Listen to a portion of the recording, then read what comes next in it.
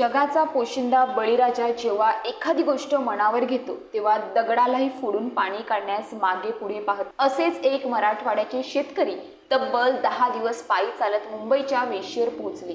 खांद्यावर नांगर घेऊन हे शेतकरी थेट मुख्यमंत्री देवेंद्र फडणवीस यांना भेटण्याचा निर्धार करून मुंबईच्या वेशीवर धडकले. पण या शेतकऱ्याला पोलिसांनी अडवलं. रात्रीचा प्रवास करू नका असं सांगत पोलिसांनी या शेतकऱ्याला थांबवलं आहे. पण मुंबईला जाण्यापासून रोखू नका अशी हात जोडून विनंती केली आहे.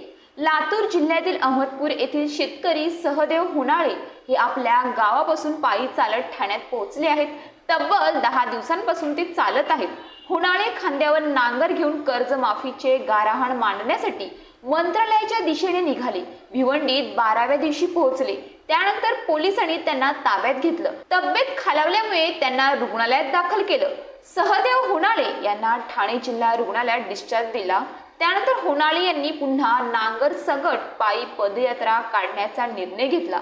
मात्र ठाण्यातील वागळे पोलिसांनी त्यांना ॲम्ब्युलन्समध्ये बसवलं. सोबत पोलीस कर्मचारी देखील ॲम्ब्युलन्समध्ये देखभालीसाठी देण्यात आले आहेत. ॲम्ब्युलन्स मुंबईच्या दिशेने निघाली असून सोबत त्यांची सहकारी देखील आहेत. आझाद मैदान या ठिकाणी त्यांना सोडण्यात येणार आहे. शेतकऱ्यांचा सातबारा कोरा करा, कर्जमाफी करा, शेतमालाला हमीभाव मिळावा, सोयाबीन असेल या कापूस असेल अशा विविध मागण्यांसाठी ते पायी चालत निघाले आहेत. शेतकरी आहेत आपले नगरवरून चालले होते ठाण्याला हे 12 दिवस झाले चालत आले. व्हिडिओ दे ना.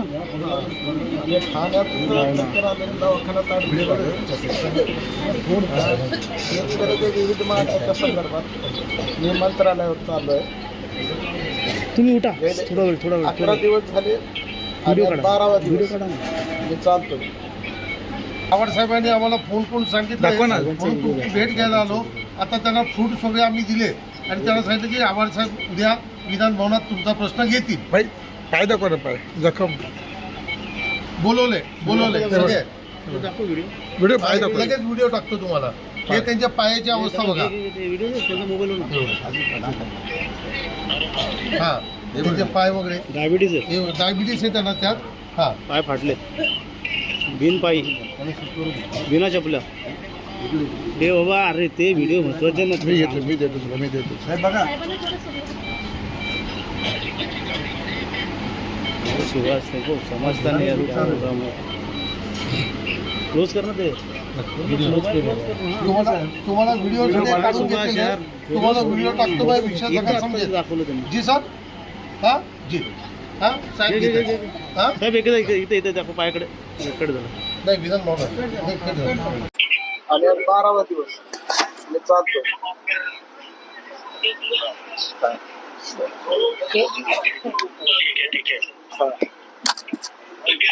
माझी कैफियत एवढी सभागृहात मांडावं हीच विनंती आहे.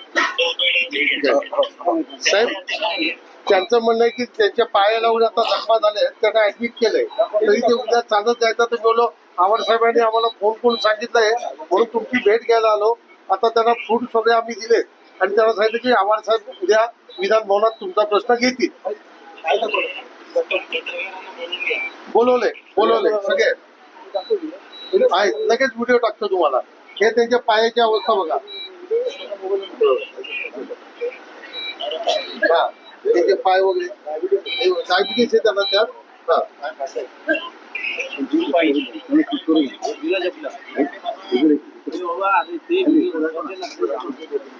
साहेब बघा.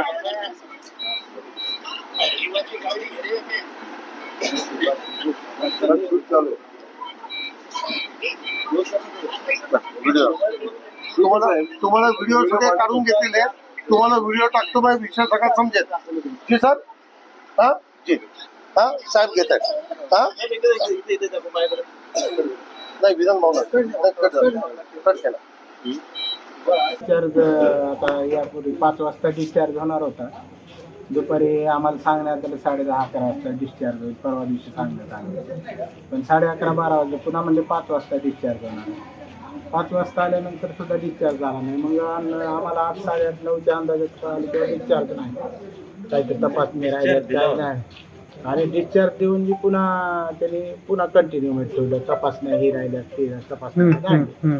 आता मग आता प्रकृती विना- चिंताजनक असल्या कारणास्तव कुठेतरी तुम्हाला सहकार्याची भूमिका आता पोलीस करत आहेत. हो, तुम्ही हो. रात्रीच्या हो वेळेस जाऊ ना. नका आता त्यांचं म्हणणं आहे. मात्र तरी सुद्धा तुम्ही हट्टाच लावलेला आहे. तुमचं जे आंदोलन जे आहे मात्र कुठेतरी आरामाची गरज आहे असं देखील आता सल्ला देत आहेत पोलीस. मात्र गेले 11 दिवस मी कंटिन्यू रात्रंदिवस चलत आलो. रात्रीचं 2, 2.5, 3, 4 तास कुठेतरी झोपला असेल आणि रात्रीचा प्रवास केला मी.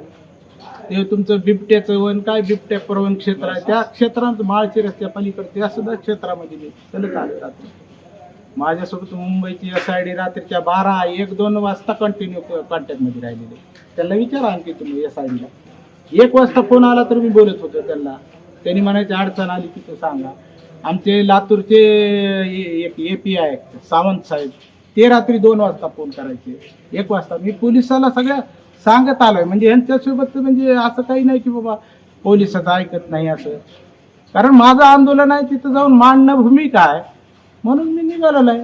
पोलिसाचं किंवा कोणाचं आमचं वैर नाही. आमची भूमिका आहे शेतकऱ्याची भूमिका आम्ही मांडायला निघालेलो आहे.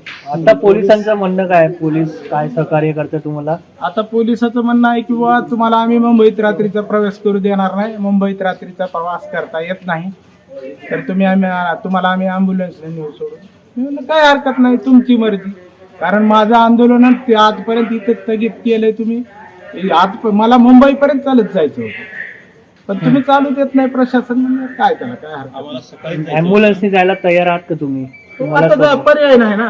नाहीतर उगा गुन्हे दाखल माझ्यावर अगोदरच आंदोलनाचा एक गुन्हा दाखल विनाकारण काही नसतात. ही काय त्यांचे प्रोसिजर करत असतात. काय मागणी आहे मुख्यमंत्र्यांकडे?